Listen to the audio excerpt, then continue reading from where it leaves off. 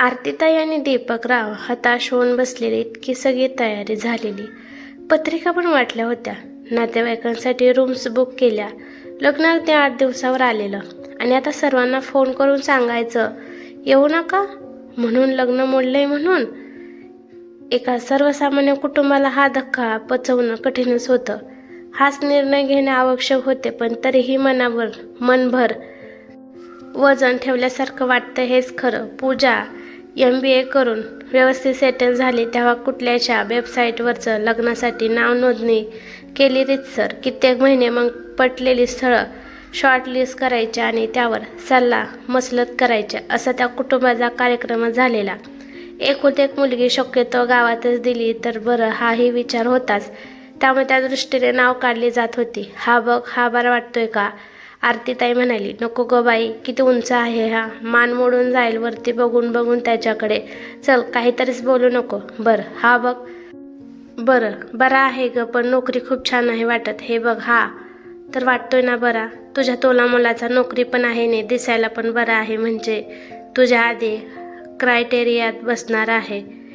थट्टा कसली करतेस ग मम्मा? आयुष्याचा जोडीदार निवडायचा म्हणजे थोडी चुजे असायला हवं ना ग. मी कुठे काय म्हणते, जरा आपली तुझी मस्करी. दोघी म्हणजे चर्चा करत होत्या. अशी 2-4 स्थळे शेवटी फायनल केली दोघींनी बसून आणि ती दीपकरावाला दाखवली. त्यातलंच एक हे स्थळ.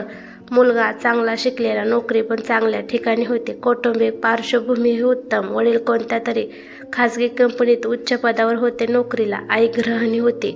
सगळं कसं चौकटीत बसणारं. छोटं कुटुंब. मुलाला एक लग्न झालेली मोठी बहीण होती, तीही परदेशात. त्यामुळे या स्थळाचा विचार अगदी मनात पक्का झाला. म्हणजे यांच्या बाजूने होकार होता. आता त्यांच्याशी संपर्क साधून त्यांच्या वेळेनुसार भेटण्याचा कार्यक्रम ठेवायचा होता. त्यांनाही पसंत पडला तर पुढची बोलणी. मग दीपकरावने त्यांच्याशी फोनवर बोलून त्यांची वेळ घेतली.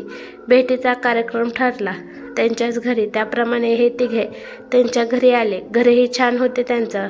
छान मोठा हॉल, त्याला लागून असलेली बाल्कनी, डायनिंग, छानसं सुसज्ज स्वयंपाकघर आणि 3 बेडरूम अगदी छान होते. थोड्या वेळ ओळखी वगैरे झाल्यावर पूजा आणि तो मुलगा शुभम दोघं फिरायला जाऊन आले. 1-2 तासांनी परतले. दोघेही खुशीत होते.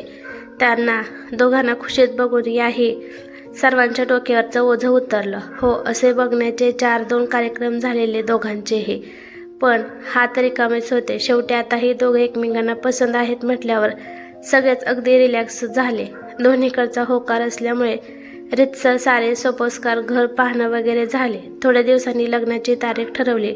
अर्थात त्यासाठी आधी मंगल कार्यालय पालथी घातली, कारण आजकाल लग्न त्यांच्या सोयीनुसार करावी लागतात ना. लग्न पाहावं करून म्हणतात ते काही उगीच नाही. एक समस्या सोडवली पसंतीची की दुसरी कार्यालय पाहण्याची. ते दोन्ही बाजूंना पडण्याची तारखा, खरेदी, आमंत्रण, तशी तारीख 6-7 महिन्यानंतरची निघाली.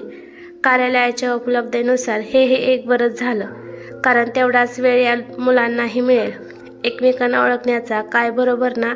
शुभमचे बाबा म्हणाले. आधी जरा स्वभावाची ओळख झालेली बरे. दोघांना एकमेकांच्या उगाच त्रास नको. नंतर हे खरंच. दीपकरावने त्यांची स्त्री ओढली.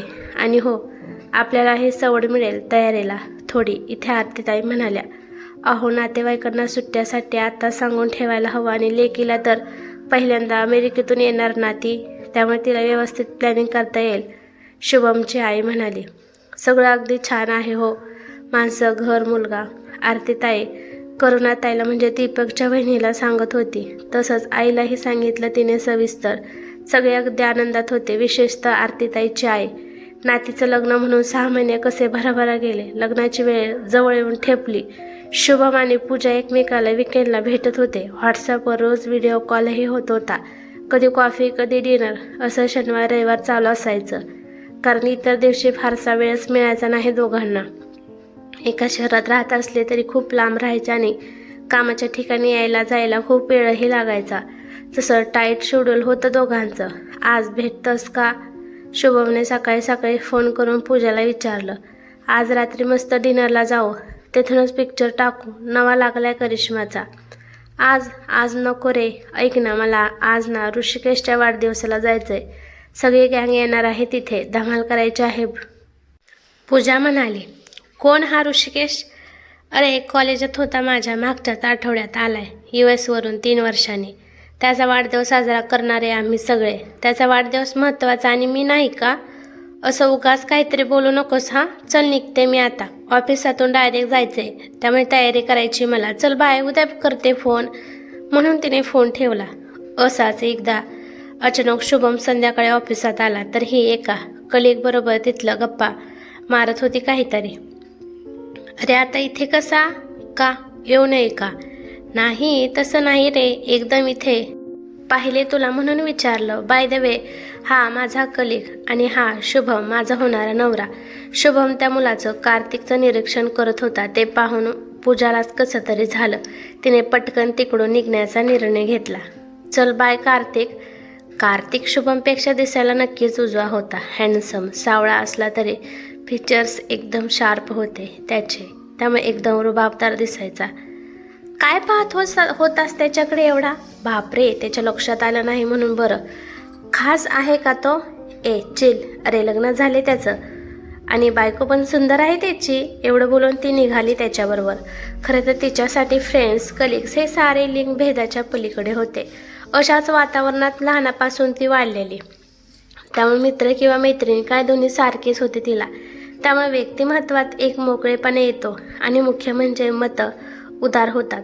जास्त फुलतं व्यक्तिमत्व, असं तिच्या मम्मा आणि बाबाचं मत होतं. त्यामुळे स्त्री पुरुष, जात धर्म भाषा अशा संकुचित भिंती कधी घालून घेतल्या नाहीत तिच्या भोवती. अतिशय स्वच्छ निर्मळ अशी नाती तिला त्यामुळे जपता येत होती. शुभमच्या विचित्र प्रश्नाने तिच्या मनात एक बारीक शिकळ उठली. असंच एकदा ते दोघं डिनरला गेलेलं असताना कुणाचा तरी फोन आला. अरे तू काळजी करू नकोस, होईल सगळं ठीक, जास्त विचार करू नको, येते उद्या तुला भेटायला, मग बोलू सविस्तर. आणि हो, काळजी घे स्वतःची. कधीही रात्री वाटलं तर फोन कर. चल झोप आता. कोण होता? अरे सलीम. त्याच्या जॉबचा प्रॉब्लेम झाल्याने त्याच्या बहिणीचं लग्न आहे पुढच्या महिन्यात, त्यामुळे खूप टेन्शन आले त्याला. पण मग तू काय करणार आहेस? आणि कोणत्याही वेळी फोन करेल का तो तुला? शुभम विचारत होता. त्याचे ते तसं विचारणं तिला खटकलं. वाटलं लग्नानंतरही असाच राहिला तर? पॉझिटिव्ह असेल तर समजून घेता येईलही, पण संशय घेणार असेल तर? बापरे, तिच्या अंगावर सरकन काटाचा आला. ती थोडी सावध झाली. लग्नाला अजून महिना होता. कपडे, दागिने खरेदी इत्यादी झालेली, पत्रिका पण छापून आलेल्या, बाहेरच्या गावच्या पाठवूनही झालेला. त्यामुळे तिला जरा टेन्शन आलेलं. निवड चुकली तर नाही ना आपली. आताशी मम्माशी पण शुभमबद्दल बोलताना तितकासा उत्साह नसायचा तिच्यात. त्याच्याविषयी बोलायचे ती शक्यतो टाळायचीच. पूर्वीसारखी उत्साही राहिलेली नाही लग्नाबद्दल, असं आरतीलाही जाणवायला लागलेलं. काय बरं कारण असेल? आपल्या लेकीच्या वागण्यात झालेला हा बदल तिच्या चाणाक्ष नजरेने बरोबर टिपलेला. ती स्वतःहून काही बोलणार नाही, सांगणार नाही, पण आपल्याला जरा बारीक लक्ष ठेवायला हवं हे जाणवलं तिला. ती काही बाई कारणानं तिच्याकडून शुभमबद्दल काढून घ्यायची. तिचे काही सांगायचे त्यावरून तिच्याही मनात शंकेची पाल चुकचुकायला लागली. असंच एकदा तिच्यासमोर शुभमचा फोन आला. अरे भाऊ नाही आहे ना मला, त्यामुळे मंगेशच उभा राहणार मागे. त्याच्यासोबत होते काल. पण तू कुठे पाहिलंस आणि मला का नाही बोललास? मग काय झालं? यायचंच ना. एवढं काय त्यात? अरे पण दिसला कसा नाहीस मला? इतका वेळ होतास तिथे? कमाल आहे तुझी. चल काहीतरी बोलू नकोस. चल ठेवते फोन. फोन ठेवल्यावर तिचा चेहरा जरा विचित्र झाला, दुखावल्यासारखा. काय ग पूजा, काय झालं? काय म्हणतो? तसं काही नाही ग, काल मी आणि मंगेश बसलो होतं मॉलमध्ये, तिकडे आलेला म्हणे हा, आणि आम्ही बसलो होतं तिथं. यायचं ना मग. तर म्हणे तुला आवडेल की नाही म्हणून नाही आलो. उगाच कशाला डिस्टर्ब करा म्हणून. काय फालतूपणा आहे हा, मला राग येईल म्हणे. माझा काय बॉयफ्रेंड आहे का मंगेश? आणि हा काय माझ्यावर पाळतीवर होता की काय? आला का नाही समोर? ती तिथून तिच्या रूममध्ये गेली. दीपकराव आल्यावर त्यांच्या कानावर हा प्रकार घातला आरतीताईने. तोही विचारात पडला. तुला काय वाटते? सिरियस वाटते मला. वाटते तो जर असाच राहिला तर त्रास होईल आपल्या लेकीला. हो ना, सवय नाही रे तिला असल्या सगळ्या गोष्टीची. कोमजून जाईल ती. कुठं जायचं यायचं सगळ्यावरच बंधन येतील तिच्या. कुठे जाते, काय करते, कुणाशी बोलते, सारेच वर. बापरे, विचार केला तरी भीती वाटते. मला वाटतं आपण आधी तिच्याशी बोलू, मग त्याच्याशी. पण बोलायला हवं. भाऊला पण सांगून बघतो, त्याच्याने वहिनीचं पण मत घेऊ. बोललं तर पाहिजे, कारण लग्न अगदी 15 दिवसावर आले. हो ना, आधीच गोष्टी क्लिअर करून घेतलेल्या बऱ्या, नाही का? हो मी आजच बोलवून घेतो भाऊ आणि वहिनीला, दीपकराव म्हणाला. भाऊ वहिनीचं मत घेऊ आणि पुढचं काय ते त्यांच्याशी बोलून ठरवू. भाऊ वहिनी तातडीने आले. अरे, लग्न अगदी समोर येऊन ठेपलंय तर लवकर काहीतरी करावं लागणार. मग त्यांनी पूजाशी सगळं सविस्तर बोलून घेतलं. मामला गंभीर होताच खास. मला वाटतंय आपण त्या मंडळीशी बोलायला हवं, म्हणजे त्याच्या आईबाबांशी, त्याच्याशी. काय सांगणार त्यांना? तुमचा मुलगा संशय घेतो म्हणून? बरं नाही दिसत नाही ना तसं? नाही, तसे नाही. त्यांना कल्पना देऊन बघू, त्यांचं मत घेऊ. हां, एकदम नको म्हणायला. पण साधारण काय झाले आहे ते तरी सांगून बघू. मग दीपकरावने त्यांना फोन करून भेटीची वेळ मागितली आणि सगळे मिळून त्यांच्या घरी गेले. दीपकरावने मग त्यांना सविस्तर काय झाले ते सांगितले. अहो, शुभमचा हक्कच नाही का बायको कोणाशी बोलते, काय करते ते जाणून घेण्याचा? हो, ते बरोबर आहे, पण तिची अशी काय स्पेस हवीच ना. लग्न करणार तर थोडा विश्वास हवाच ना, भाऊ म्हणाले. आणि प्रत्येक ठिकाणी असा प्रश्न काढत बसला तर कसं जमणार? मला वाटतं शुभमला नवरा म्हणून त्याचा पूर्ण अधिकारच आहे. थोडा कंट्रोल हवाच ना बायकोवर. म्हणजे त्यांना मान्य होतं म्हणायचं. आणि मुख्य म्हणजे त्यात काहीच गैर वाटत नव्हतं त्यांना. आजच्या जमान्यातही किती बुरसटलेले विचार असतात लोकांचे. त्यांचं जर असं मत आणि विचार असतील तर आपल्या मुलीचे भवितव्य कठीण आहे या घरात. त्याची आई पण गप्प बघत बसलेली. त्यावरून तिला काहीच किंमत नसावी घरात, असंच वाटत होतं. आम्ही कळवतो उद्या काय ते, भाऊ म्हणाले. म्हणजे काय म्हणायचे तुम्हाला? हेच की आपण हे संबंध पुढे घेऊन जावेत की नाही याचा विचार आम्हाला करावा लागेल. अहो, काय बोलताय तुम्ही? असं कसं करू शकता? लग्न 10 दिवसावर आले.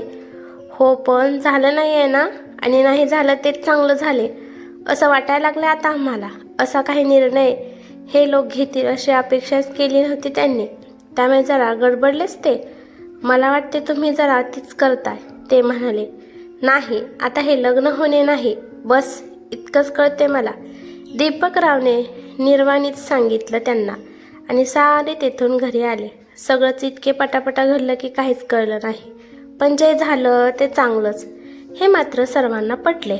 आपण लग्न ठरवताना किती बेसिक ठोकताळे बघतो आणि मग असं काही सिरियस घडलं तर खोलात जातो, नाही का? भाऊ म्हणाला.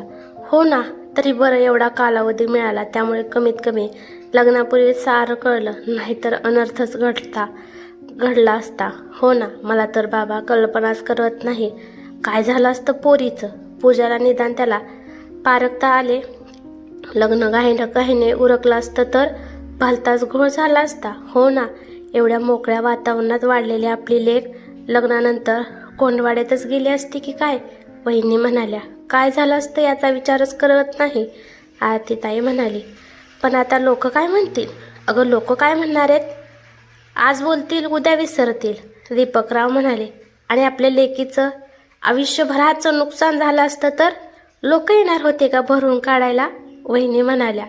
हो, तसं पटतंय मलाही. घरी आल्यावर पूजाशी सविस्तर बोलणे झालं. तुला काय वाटतं बेटा? भाऊने पूजाला विचारलं. काका, मला काहीच कळत नाहीये, पण तो असा संशय नंतरही घेत राहिला असता तर अवघडच होतं. त्यामुळे हेच योग्य झाले असं वाटतंय. ती थोडी गप्प झाली. तसा अवघडच निर्णय होता तो.